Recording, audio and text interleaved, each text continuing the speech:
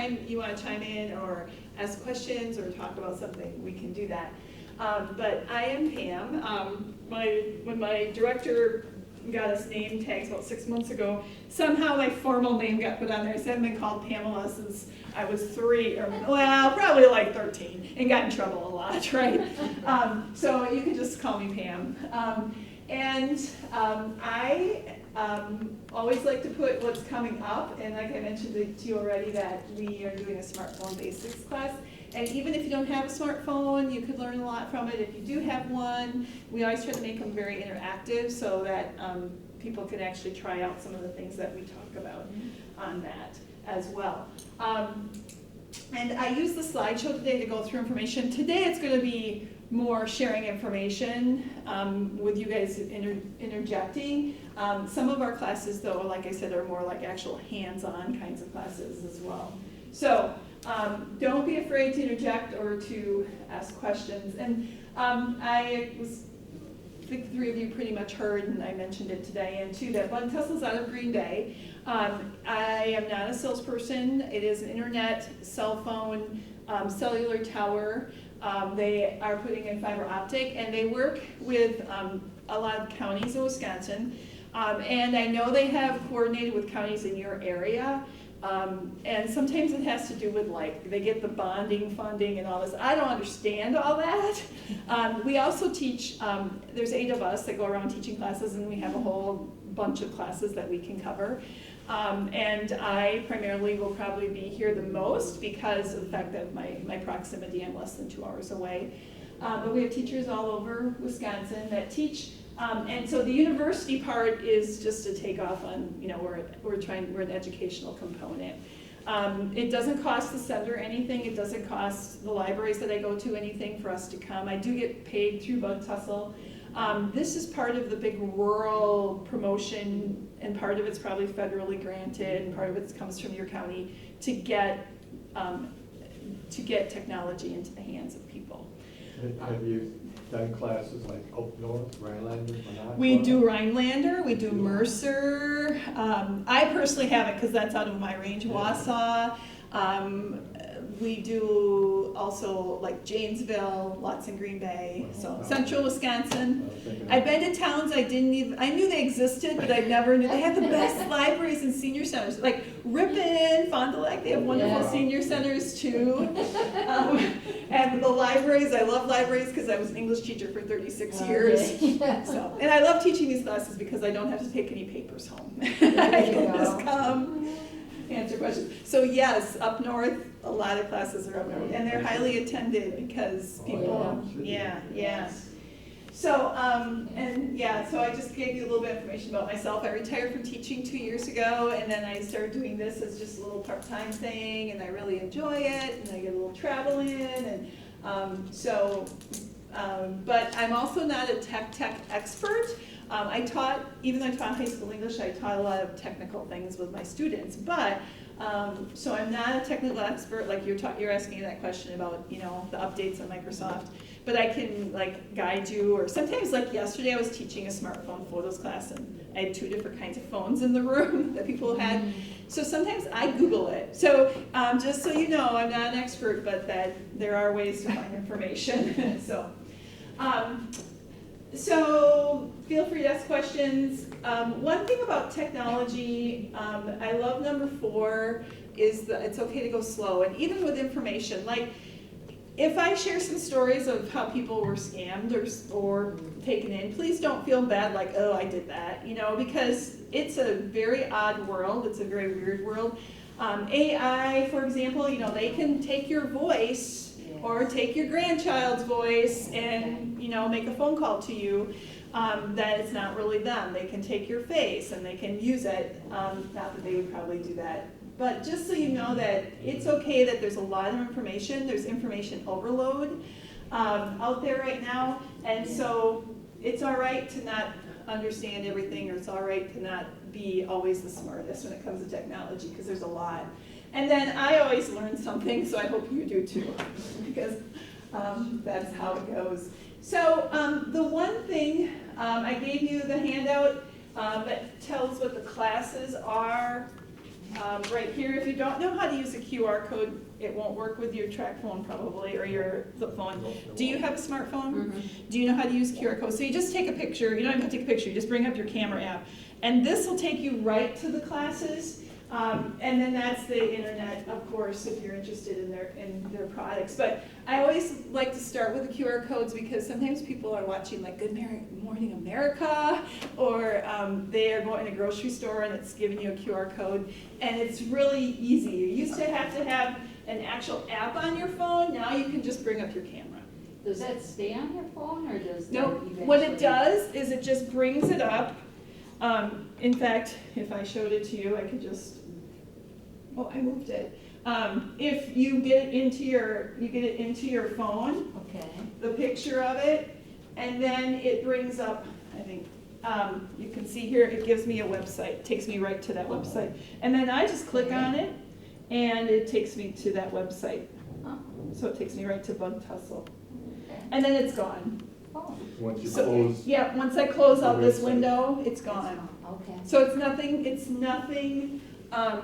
it doesn't stay forever or anything permanent. It just takes you to websites. But it's just easier than having to type in a whole address is what it is. We get those on that, a lot of wedding invitations and stuff Oh. now. Yeah. Okay. Then it takes you to their website for their wedding, so you can find out like where their gift registry is, what the details are, Okay. where to stay, all that kind of stuff. That's a good point. They're everywhere now. Yeah. Really easy to make because you just go to a website and then it says make a QR code and then you can just copy and paste it in. you don't have to understand what all the little black. Not at all.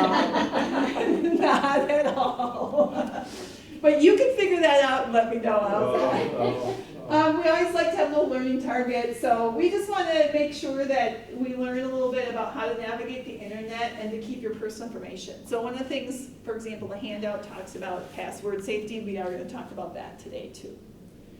So, okay, I just am curious about this because it helps me direct. I'm assuming you all heard about today's classes because you come here. Is that true or, yeah? In our case, Yeah, and then how about, I should get your names, I apologize. You are, Bonnie. is that really real? Bonnie Clyde? Okay, I heard that Well, before. I thought it was Claude, it's Clyde. well, Oh, it's Clyde. I'm, It's Claude. But they Kansas, call it I know. Clyde anyway. If they know the show, they know the us. history. It's Claude or Clyde, whatever. Yes. officially it's Claude. All right, well, I'm gonna call you Claude, sorry. Char. Shar. Okay, thank you. And then how confident or skilled? So what do you know about this topic already? Like just what you've read in the news, or have you had any experiences with internet safety issues, or? Well, we had classes here before That's about awesome. it's from a banker and about the. Oh, yeah, standing banking and- safety. And safe and that kind of thing, yeah, but other than that, just, yeah. Okay, and Char, how about you? I just go to my daughter and say, fix my phone. Yeah, and actually, that's a great, just go to the granddaughter. yes, in the smartphone basics class, I'll explain that next month, that one of the things you should do is get someone that you feel like knows more than you do, right? And then take them to lunch, or give them a Culver's card or something to help. That's a great, great advice.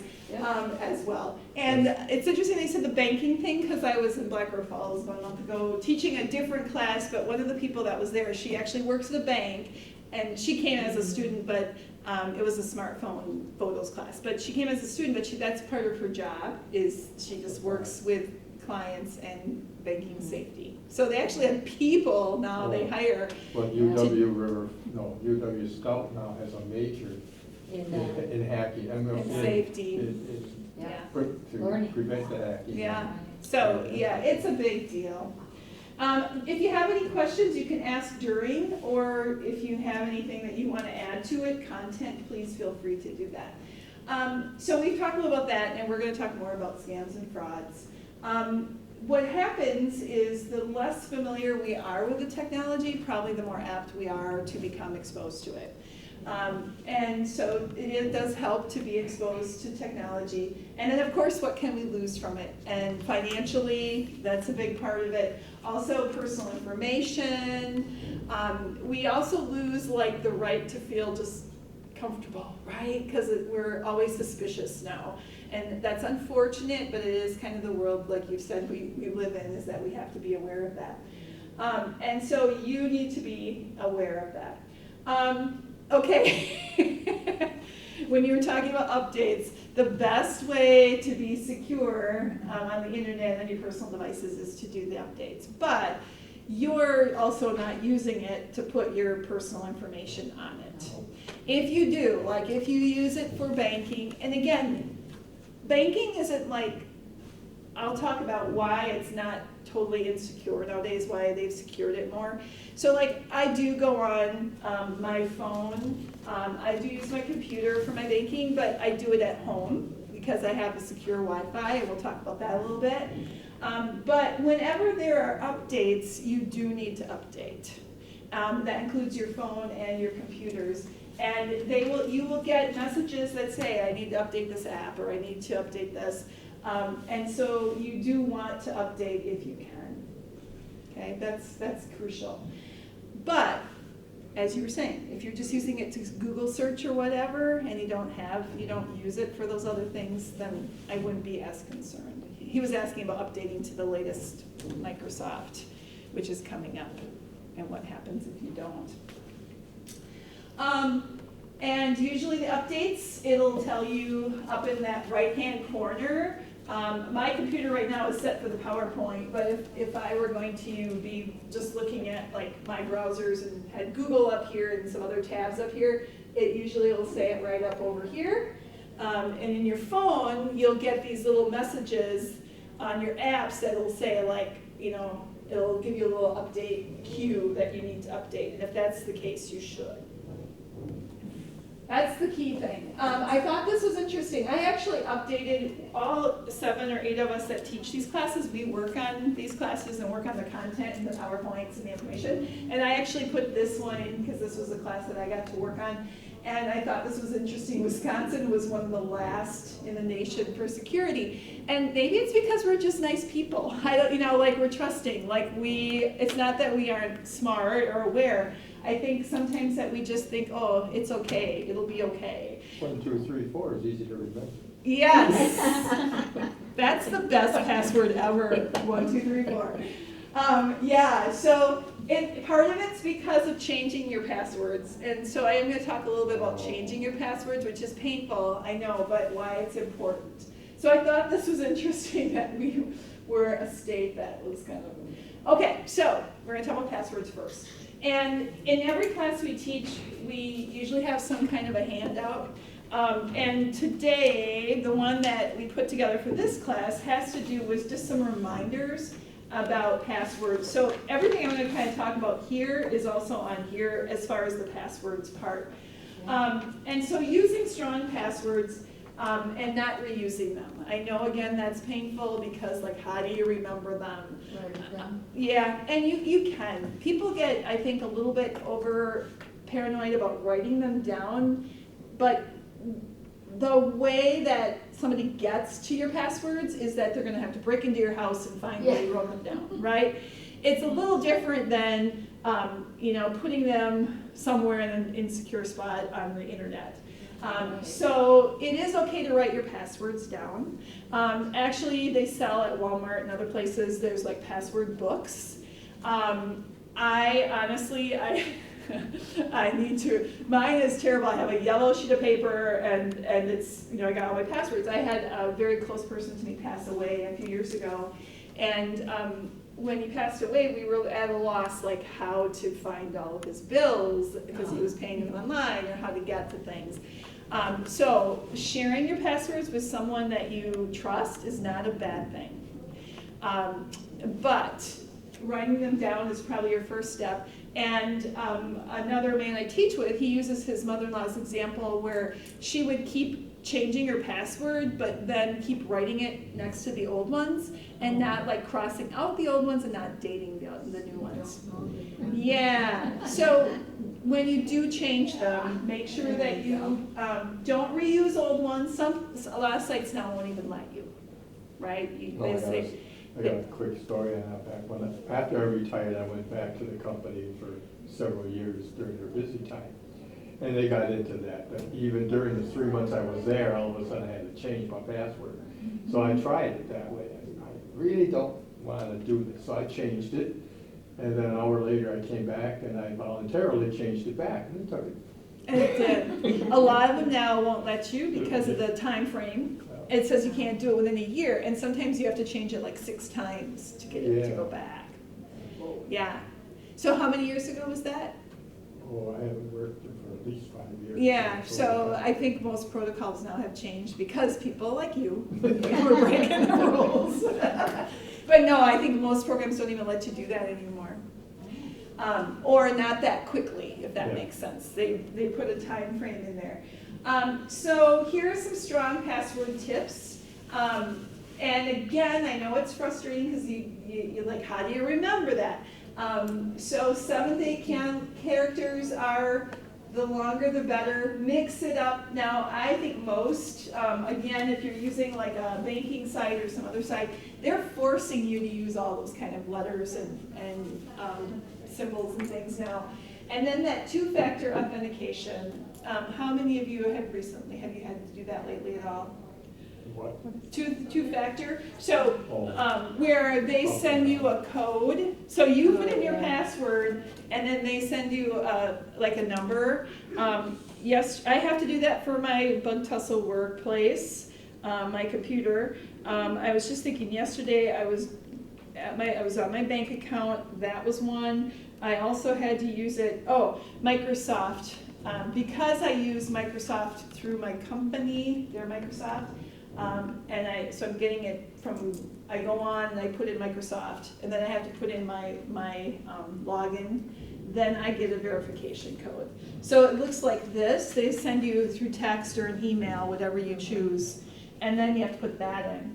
So banks do this now, and that's called 2-factor authentication. So you can't just put in your password, because if somebody does get your password, right?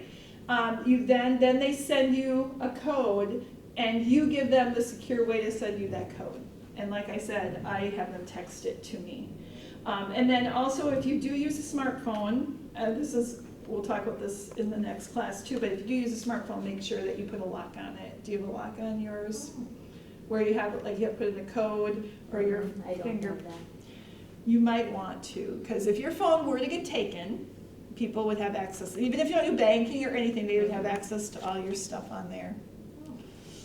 So that is a secure thing too. But that 2-factor authentication, what I would say has become more and more common in the last probably 2 years, and really, I think a lot of sites use that.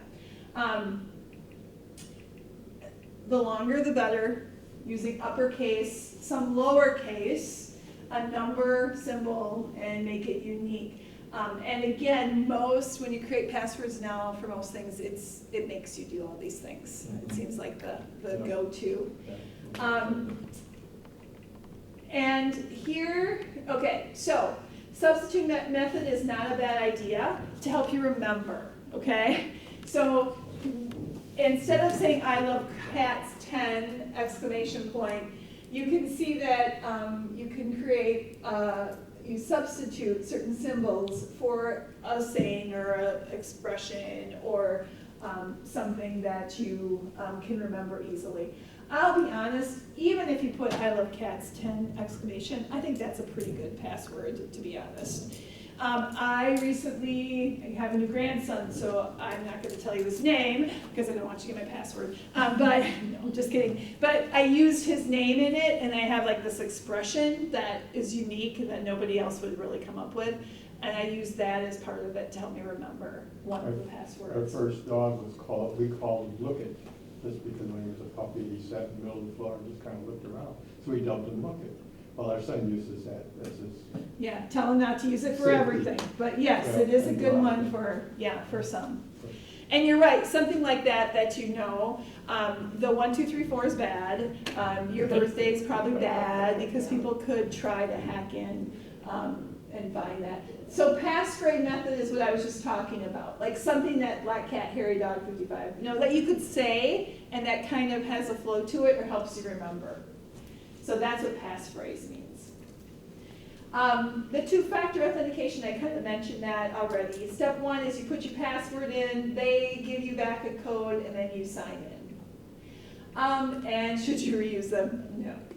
This is, yeah, it is very risky. Okay, so here is some really good advice. Whether you follow it or not is up to you, but yes, try to change your passwords every 3 months if you can. And that's because, or at least once a year, most, if you work in a workplace, they probably require you to, but at least once per year to change it. And again, that is for safety. If your account tells you to change it, obviously you should change it, and if you think you've been hacked. So for example, do you have Facebook? Do you guys use Facebook? Yeah. Facebook seems to be like the place where people get hacked a lot. And that's because you have your name out there, and what they do is they create like a fake account with your name on it, okay? They just reuse it, and then because a lot of us, we do teach a Facebook basics class, so we talk about the privacy settings and how to get to them. They're very difficult to get into the privacy settings, but if you find them, you can set it so that only your friends could see your stuff, right? But if not, people, they call them dummy accounts, or they mock your account, and they make one like yours. And that's a really important, it seems like happens where people get hacked. So that's probably where you have to change your password. Now, we Places like- don't have anything to do with Facebook. Right. We don't have it turned on, we have nothing. Yep, so you're So not. what's the chance of somebody creating A fake Facebook one with under your our name?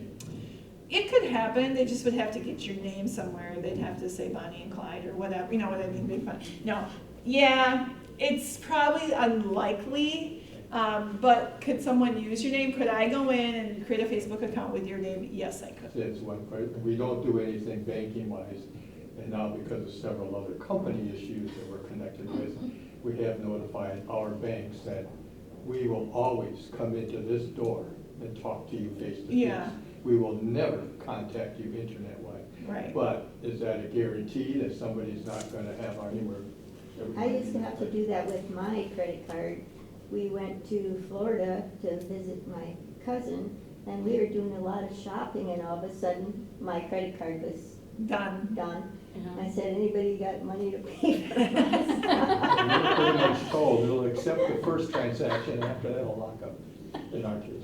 If you If don't we don't tell them. and tell them what that's the other part, when you have to answer security questions. I just was sitting down with my guy friend, and he's like, oh, what's the answer to this question? I'm like, I don't know. Like, you didn't tell me what you were gonna, but you choose a security question, so if you feel like you can't remember the answer, either pick one that you know is really obvious. Dog's first name. Like a hard one is maybe you'd remember your first car. There was another one that I was like, well, I don't know, but like my mom's maiden name, you know, that's an easy one. But there are others that could be more than one answer. So Right. so always write those down too and keep them with you securely, because that's another problem. But I'm glad they do that kind of stuff, Oh, because that is Today, anyway. definitely with security. So sometimes when you are using a new we're using a password and it's asking you if it could save it and remember that, you're okay doing that as long as, again, you feel comfortable. If you don't feel comfortable, I tend not to do this real often, just I will type it because, in. yeah, and I think that's probably the most secure Now, what way. does that show password mean? Does that mean it'll convert those dots into? Yeah, just to you for that time, like when you type it in. So if you click on that one time and you want to see that you typed it in correctly, Okay. it does that. Okay. And then, but it doesn't show it like that every time. Okay. Yeah. Good. So it is something to use if you want to, but there is something called, if you're on a cell phone or a Google account or web browser, you can also use a password manager. And the nice thing about password manager, and again, I'm not going to go into a lot of detail about it, but you can explore it a little bit if you want to, is that it will you have like a master password that gets you into your other passwords.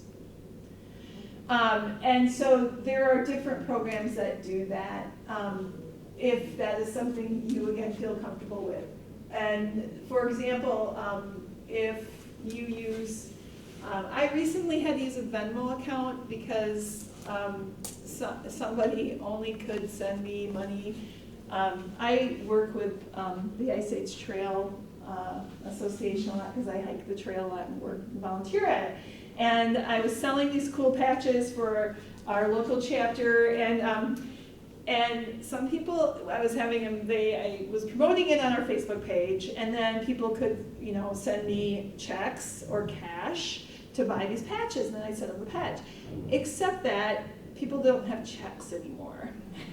So, and they legitimately didn't have checks. One person's like, I have to find my checks, it took her a few weeks. So I set up a Venmo account because then they could put the money in that account. But so honestly, again, depending on your comfort level, and one thing, I don't know, I haven't really read, I watch the news a lot, checking for these kind of issues, you don't see them getting hacked into a lot. So their security must be pretty dang good. Does anybody use Venmo or PayPal or anything like that, Google Pay? Really, honestly, I haven't heard anything really bad. The nice part about it is a separate account, like different from your bank account. So like my Venmo money is there, but I can connect it to my bank account, or I can just keep it in that account and just use it when I need to. So like I have like 20 bucks in it right now or something like that. I don't put a lot in it. But anyway, that's something else to be aware of, is that, Now, are there fees attached?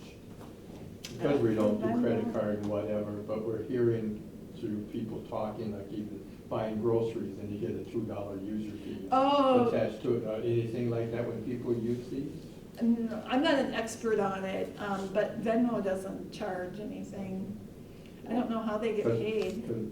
We, again, rather pay cash at the door for theater and whatever. Right. But Pittsfield has a play a couple times a year and had the option. So I really wanted to find out if they had reserved seats or if it was general admission. So I went online to pretend to buy a ticket, and it was $10 now or $15 at the door. Well, when I got into it, it was Then they charge $10 you a plus processing fee $2.85. And everything else. Yeah. And so it added up to $15 anyway. Yeah, right, that's what I found out too. And it's like, well, I'll give the I detest paying people anybody a cash. fee for just having Yeah. a computer. It's true, and you see Yeah. more and more too. I was out west traveling a bit, and they ask if you use credit or debit, they charge you extra. Yeah, 3.5%. Yeah. Well, Marshfield School District now, at least the high school, they're cashless. You Yeah. go to the theater, you gotta buy your ticket, you gotta pay. Yeah, and your that credit has to card. do, because I worked in this big school district, that has to do with the safety too. They don't want multiple They don't people want money. handling cash, because it is hard. Right. The basic. And we, yeah. And you have to write, like as a teacher or whatever, you have to write, receipts, and who has time to do all that and Yeah. whatever. So that's part of it, is they want it all funneled in. Right. No, I know, that's another whole thing too, is the credit card world. Those are some, if you were interested in password managers, where like you have one password that you can get to, so it sees your other ones, these are actually programs that do that. So, in some life situations, okay, I mentioned this earlier too, but just to go on a little more detail, is that you do want to share your file and password with some people, and with the same person. So, and maybe you want to share it with one person and then the password with the other.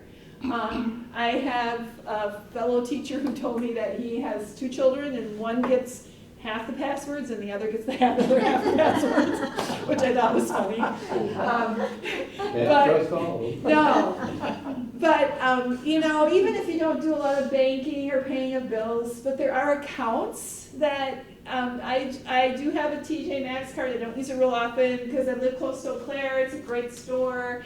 And you get rewards back if you spend money there. So I like getting the free $10 coupons. So I will put stuff on my credit card every once in a while for TJ Maxx. And I just got an announcement or a notice that they are charging $2 if you don't go paperless.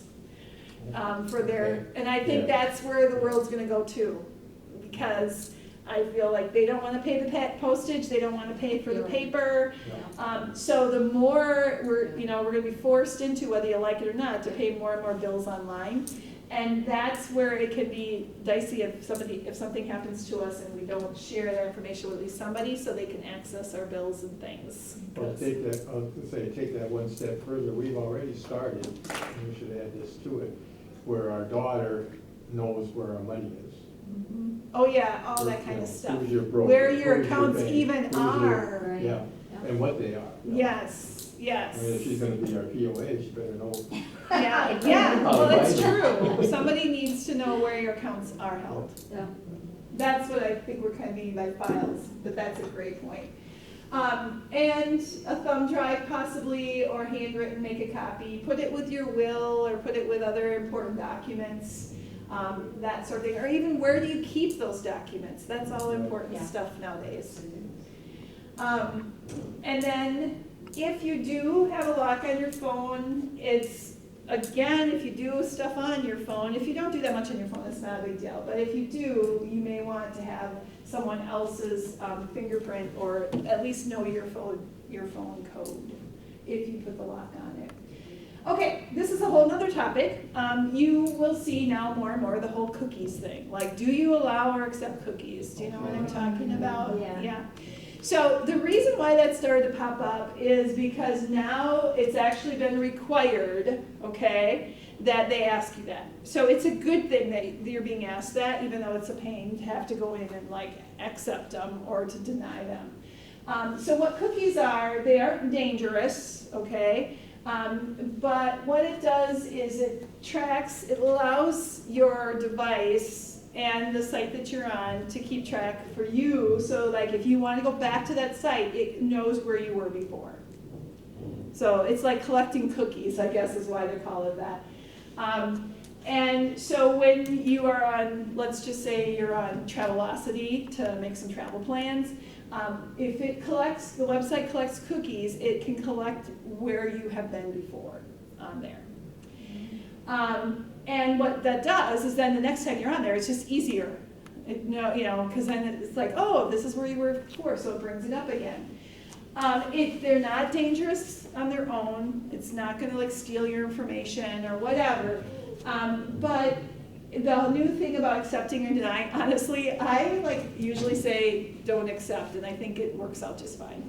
They still work. I mean, Yeah, still fun. it still functions. It may not be quite as fast or whatever. I don't know. I've not noticed any difference. I purposely have been not accepting the cookies. But every once in a while, you should go in and clear your cookies, which is under. I was just gonna take the next step. Not sure, but we think at times it slows the machine down. Yes, So it it's got absolutely some- does. So we do know where to go. Yes. To literally delete. Is it under everything. history? Is that where it Yes. is? Yes. Yes. So, it does slow your computer down after a while, because it keeps collecting them. And so it's not bad to clear them out once in a while. And history is over here on the left-hand side. And again, because I have a PowerPoint, it's not up on my screen. And that's where you go under history, and it asks you to clear your cookies once in a while. So And I then would go. initially, you get to pick to what level and what you want Right. to keep. It will even eliminate your passwords if you want to. Right. But you get the short choices. And Of which ones? so ours is so empty that the next time we turn on our computer, my Gmail gets notified that I'm got That you're on a brand new computer. Have you had a fun life with this man right here? I bet you have. Very secure though, that's awesome. You could probably teach this class, to be honest. You wouldn't like my. So good advice, perfect. And you do, yes, so this, like I said, now it started coming up, and honestly, it may make, you might have to type in a few more searches under refusing cookies. It's not gonna be bad if you accept them. Okay, public Wi-Fi. So, we right now are on public Wi-Fi. I noticed I personally got on the public Wi-Fi just to see if I could, and the Wi-Fi password and everything's back there. It asked me if I wanted to share it then, make mine like where it was accessible to others, and I said no. Okay, what that would mean is then people could see that I was on this Wi-Fi, all right? So if it ever asks you that, you should say no, okay? Public Wi-Fi is not a bad thing, especially if you have limited data, for example, on your phone, or, you know, you want to go, like, I want to go to the library and bring my computer and use it there while I'm there and not use one of theirs. I want to get on theirs, or like I'm here today, right? So I wanted to get on your Wi-Fi. I didn't have to because I also have this downloaded on my computer, but I wanted to check my emails before I started to see if there's anything I needed to check. So I got on your Wi-Fi. That's not all bad. Am I going to bank from here? Probably not. Recently, one of the other teachers that I teach with, she was talking about a library that she was at, and their library tech guy was there in the class. And he said they have like these great firewalls and security features. I'm not sure every site does that, right? Does this building have all that? We don't know. So I would probably say, don't do anything that you don't want other people to have access to on public Wi-Fi. And then make sure at home that you have a strong Wi-Fi password so your neighbors aren't getting on it. By the way, in case this is helpful, and it came out during COVID, public libraries, you can get Wi-Fi outside of public libraries in Wisconsin on purpose. So people who don't have it at home, students were doing their work out in the parking lots of libraries because they didn't have Wi-Fi. I noticed at my library, because I use it a lot in Chippewa Falls, that sometimes there'll be people I'll see on the weekends when the library's closed, they'll be in their car using the Wi-Fi. So that's It's on information when to, what was that? It's turned on when. It is, so yes. And that's because they want access for people who don't have it. So that's good information to know because you can share it with somebody that might need access, you know. But it's not a bad thing to use public Wi-Fi, I would just be cautious what you use it for. And there's different reasons why, because, you know, people can be sniffing around on their computers, unencrypted networks, that sort of thing. But again, it just depends on where the public Wi-Fi is. And I don't even know what man in the middle of text, I probably could look that one up, I'm not even sure what that means, to be honest. But it is way more secure than it used to be. But if you're using it for your credit card or banking, I probably wouldn't. Okay, there are fake Wi-Fis. I personally have not run into this. But like, for example, a coffee shop would be probably a good example. And I would suspect, especially if you're in a bigger place, a bigger city, where a lot of people are on their computers in a coffee shop or someplace like that. And somebody could feasibly create a fake Wi-Fi, and then you log on to it because it allows them to, and then they can have access to what's on your computer. Okay, how does that work then? So they've created a fake Wi-Fi, or they've Okay. created their own Wi-Fi, and then I've logged on to their Then how Wi-Fi. do you log on? I would have to do what I'm doing right here. Like when you go to a place that, like when I came in here today, I went to my Wi-Fi symbol and it showed me any Wi-Fis that were In the available. area, okay, So that's this list right here. okay. And then I would have to, I had to click on the right one. And this one asked me for a password, which is back there. But sometimes you don't have to have a password, like public library ones usually don't. So somebody could, or a coffee shop might not, or a bookstore or something like that. So I literally would have to click on it and then turn it on.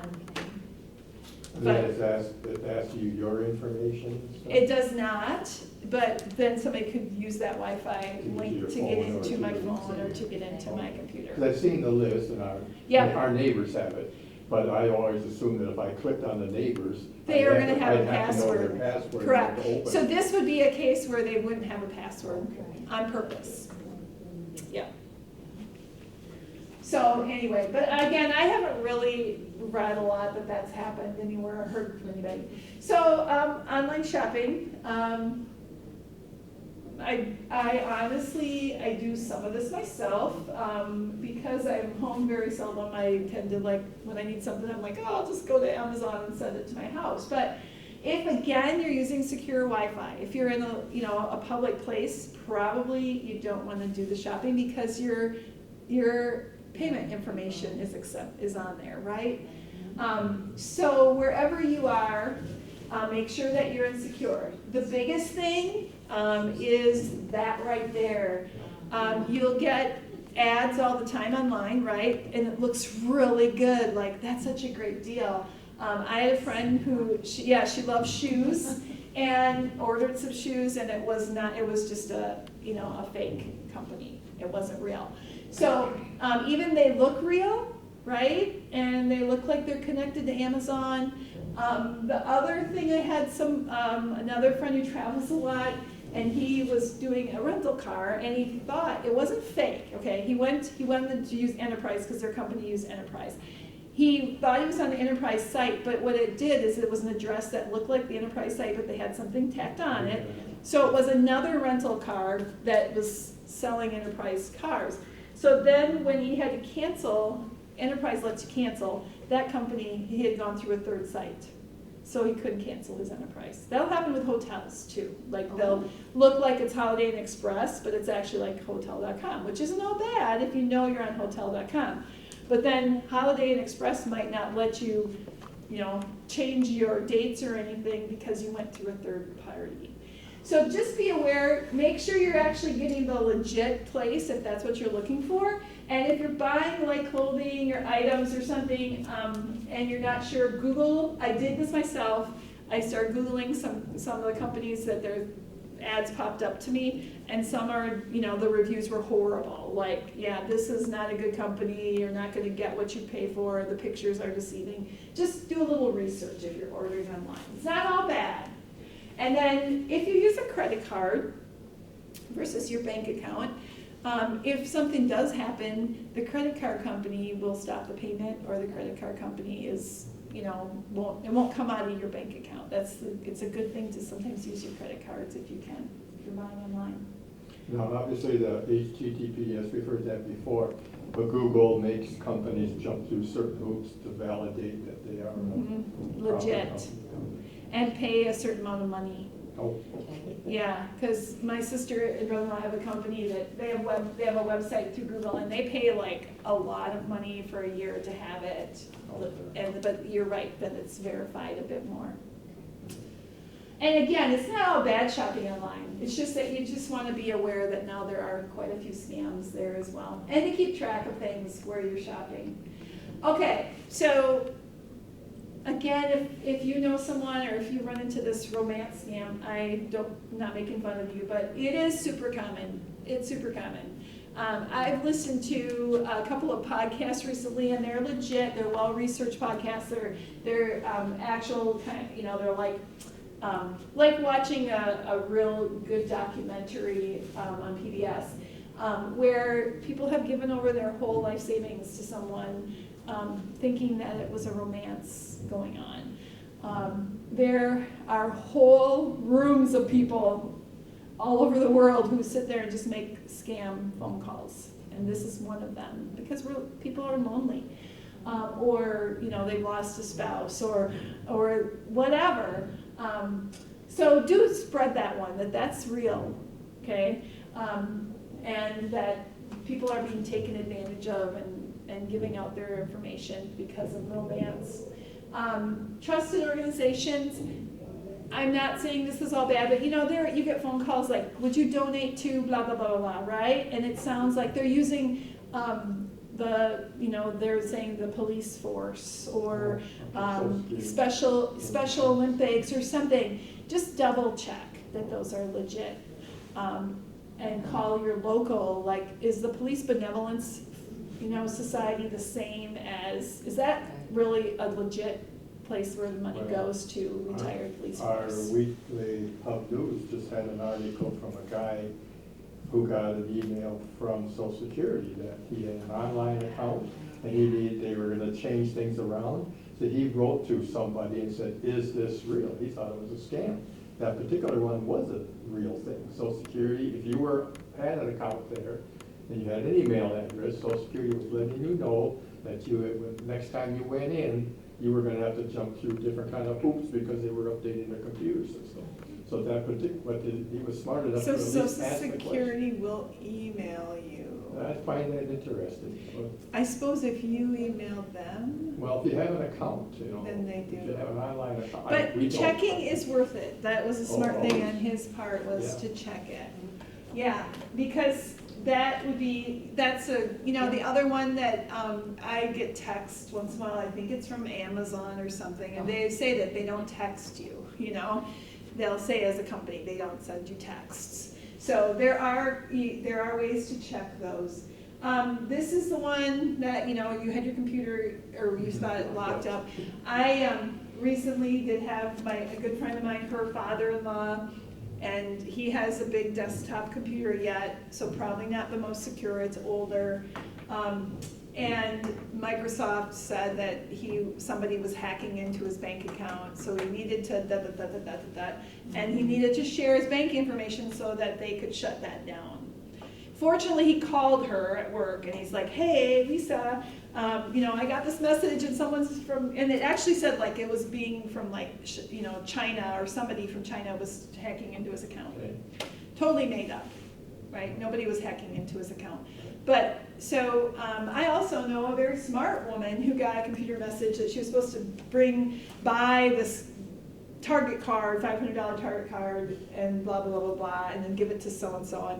And she did it, you know? It's just like, we get these things and it's hard to tell. And I think what you just said is you gotta make a phone call or two, Follow find the legit. Winning big time. I was just at a public library in Portage, and this gentleman came in and he was talking very loud. It's a big library, but he was talking very loud so I could overhear it, and I was trying not to. But he said, can you, he went to the library and he goes, can you help me get on this website, because it says I won. And if I and she was very good. She's like, I don't, you know, I would tell my mom not to do this. You know, he's like, no, I want to log on, and so she helped him log on. I don't know what happened after that, but did he win $1 million? I don't know. The other story I told you about my friend's father-in-law, that was right in Chippewa. They'll say they're helping a relative, right? The grandchild scam. Like, hey, grandma, I'm in jail, can you send us money? I'm in another state, I'm in another country, and they use AI to copy your voices. Well, also had I'll call it a stupid bad guy thing, where he called this lady and she agreed to give him the money, and she says, here's my address, come to my house. And then as soon as she got off the phone, she called the cops. So he came to the house. Yeah, he Oh. did. This After was waiting for it. where? Awesome. Not a good, Yeah, not it a took place good in guy. Austin. He came to the house. So then you got a cop across the street who must not want. Obviously, he wasn't from Nigeria He's learned well. or Czechoslovakia, wherever they are from. Oh, how interesting. Not to show up. And the AI voice cloning, that is a real thing That too, where is they so sad. they come and, you know, they'll call and they'll get your voice on the phone, and then they can clone it to use it for other things, like calling a relative to say that you need to be bailed out of jail. Yes, so it is. You know, think of all the work that people go into to be a Yeah. scammer. And then when the government wants your info, be very, very, very, very cautious. That's a big one. And there are many, many others. We could go on and on. So, yeah, so again, thank you for sharing your stories, because it is sort of sad. I added this because I thought this was interesting. So the Federal Trade Commission, every year, they, you know, research and put together this infographic. And this is based on 2023, that imposters, like somebody calling and saying who they, you know, are but aren't. Online shopping. So these are the biggest scams online shopping and fake reviews, or getting something, trying to buy something from a place that isn't real. Prize, sweepstakes, lotteries, which we've been talking about. Investments. So fake investments, or someone trying to convince others online. And then business and job opportunities. By the way, that's a big one, which should be on the other list, like saying like it's a job. You can get a job doing this, or an online job, or paying for. The duct removal one, that one's all over now too, where these companies pretend that they're doing duct cleaning removal.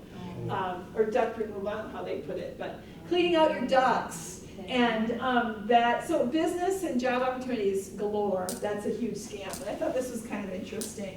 And then the money that's scammers contacting people phone or on social led to big losses. So interesting, getting 358,000 emails from like in a year's time from scammers. That would be horrible. Speaking of email, don't be afraid to unsubscribe. Do you know how to do that in emails? Do you use email at all? Oh, yeah, Like, you know how once you look at something or once you buy something or go to a, yeah, you know. you get all that advertising, yeah. And I know it takes time, but you go all the way to the bottom and it's the tiniest little print and As long as you know unsubscribe. it's a legit company to start with. Yeah, I would not unsubscribe. If To it's an something that- email, that- I don't even know what it's for. well, I know they used to say that because then they know that they reached Right. someone. But they obviously have your email from somewhere else because if they didn't, it would have been shot back at them. Nowadays, I think email is a little different than it used to be, especially because if they're using your personal one, somehow they had to have gotten that, you know? But I wouldn't be afraid to unsubscribe to anything nowadays. Yeah, I do that a lot, but Yeah. it just keep getting more and more. It is that. And the other thing about, I don't know if you use Gmail, because I was teaching a photos class not long ago, and a lot of questions about small phones and photos is like using up their space, right? Use up your space on your phone. And they want to know how to get rid of some of those so that you have more space. And she had a Google account, so her Google Photos, her Gmail, and her Google Docs are all one. Those are all one. She had 27,000 emails she had never deleted.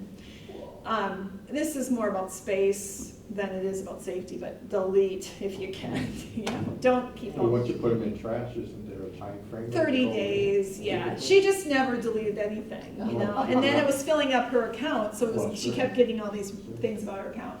But that's another thing to be aware of. Now, talking about the businesses and that, we did do this.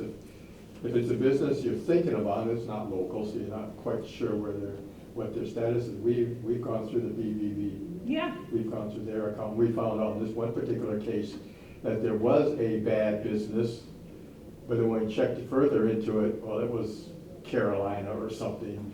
And it was a similar name, but not the same company we were looking at. And websites will do that too. I mean, a company will do that. They'll do like, I always use the example of the White House. There are mock White House, like it's www something, something, something, you know, whatever, to get the White House. But then there'll be other companies that will use a name almost like it for their web address. And that's to mislead you and get you to their company. And that's the other thing to be aware of, is that it can look like you're on the White House account, and then you go there and it's something else. You'll notice when you get there. But with a business, you don't always know that. Last October, we had quite a hard hailstorm here. Oh, yes. And even in our little village of Hewitt, a week later, there was all kinds of signs on every corner. Yeah, and so of you people do who have wanted to the picture research, up. and just going online doesn't always give you the best research unless you go to the, like you said, the Better Business Bureau and see what their reviews are. Because anybody can put anything they want on their own website. Good point. It's usually good. Yeah. So this is the 60 to 69 range. Again, the contact method, how scammers reach out to 60 to 69-year-olds is the main way is social media, because a lot of us are on social media. Email, websites, phone calls, that phone calling thing is a pain. Texting. So even though, you know, that's just, every age group pretty much would be those same things, but number one for 60 to 69 is through social media. That they scam us through that or try to. I add this on here just because if you do get scammed or you feel you are scammed, these are, I feel like I should put this on the handout. These are the 3 places you can actually report the scams. I'll leave it up there for a second. And I personally researched all of these just to double check that that's what they do, and that is what they do. And you can actually go on these sites, I thought this interesting too, because you can go and see like the report fraud one, you can go on and see what's been reported.